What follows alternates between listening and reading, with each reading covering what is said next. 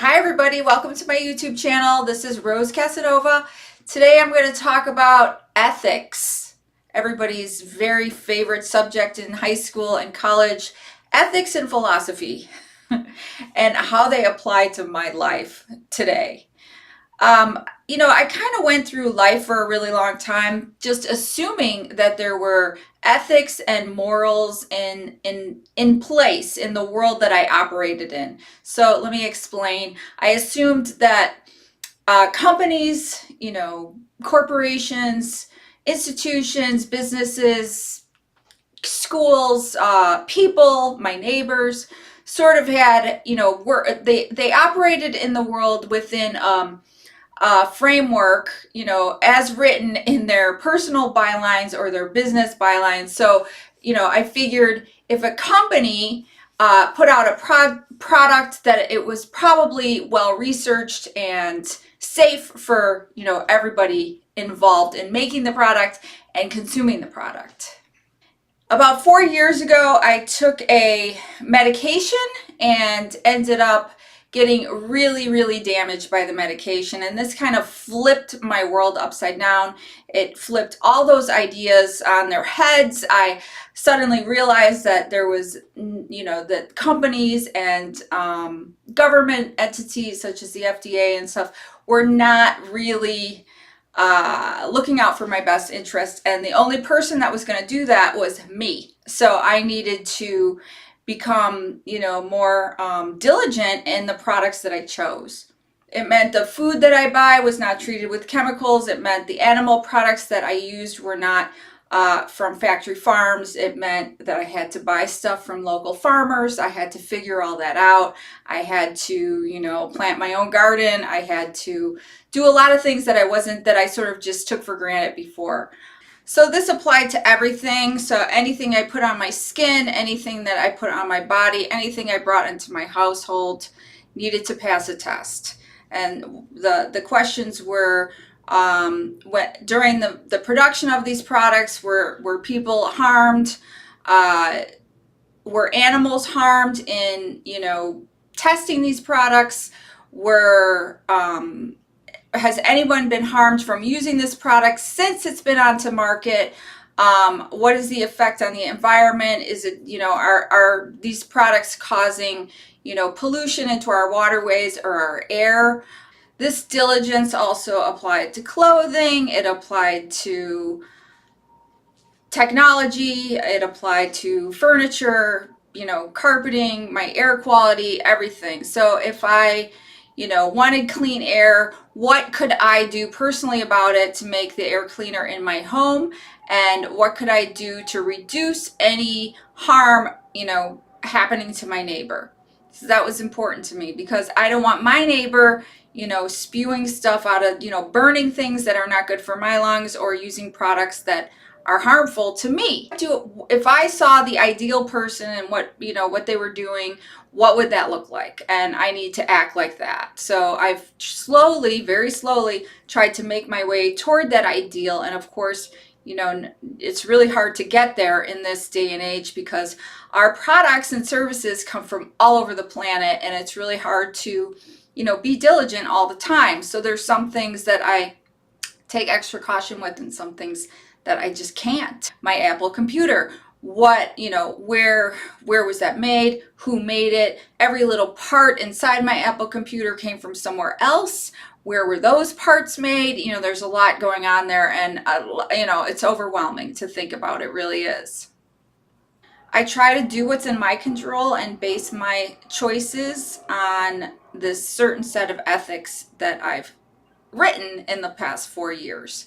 So I'm curious, has anyone ever actually wrote down what their morals and ethics are? Like what's important to them? It's really hard to write down because it's like as you age and as as conditions change around you, your qualifications change as well. So what qualified yesterday as okay no longer qualifies today as okay. I'm bringing this topic up because there's been a lot of stuff in the news where the lines of ethics and morals that to me have just really been crossed or abused. It's almost like people really don't care. They say they do, but behind closed doors, they don't. And they kind of just do whatever the hell they want to do. But as long as they look good is really what matters.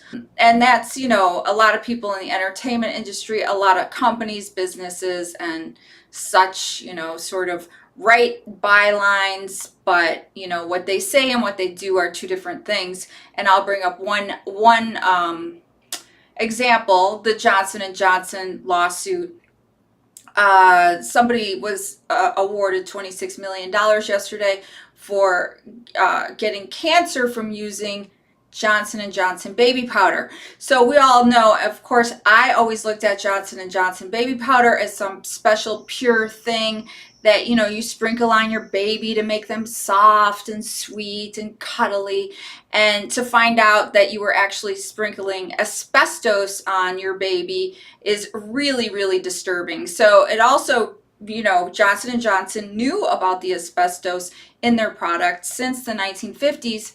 And that's kind of shocking. It's like, that was a company that I probably trusted, that I thought, oh my God, Johnson and Johnson would never do anything to hurt me. And, look at their commercials, no more tears, the baby's in the bathtub. Now it like scares me to think about a baby in the bathtub of Johnson and Johnson shampoo. It really does. These types of things come up and you kind of have to change, like, okay, that product is no longer in my list of what I deem as ethical. So you move on to the next thing. And also to find companies that actually are 100% diligent about having ethical practices, not just on paper, but actually doing them.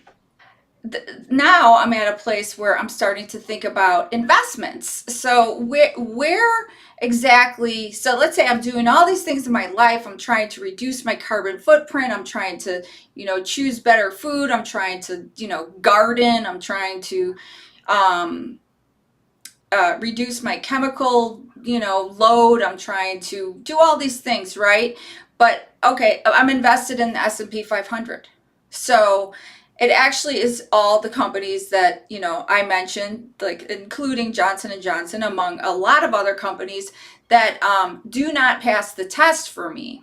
So there's like, okay, I understand that, so don't invest in the S&P 500 but most of us have 401ks and we need to invest in something. So how does one reconcile that? And I looked into a lot of socially conscious investment products, which aren't really socially conscious at all. Most of them that say they're socially conscious just remove firearms, alcohol, tobacco, porn, and gambling from and drugs. So marijuana would be removed from their baskets of, from their mutual funds or whatever.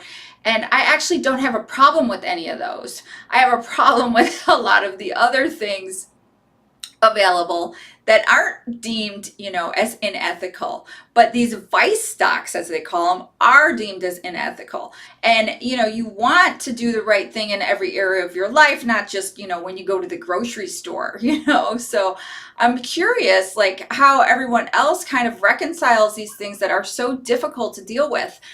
How do I participate in my 401k plan at work while trying to uphold my values? So I'm curious how everyone else kind of reconciles what they do in their day-to-day life and what they do in their 401ks, what they do, when going out into the world, and how they kind of, how do you uphold your values and participate in the world at the same time? So if anybody has any ideas, or if this is something you've thought about, I would really, really love to hear your insight. Leave a comment below, click like on my video, and subscribe to my YouTube page already. Come on. All right. I'll talk to you guys later. I hope you all have a wonderful weekend and have a great day. Bye.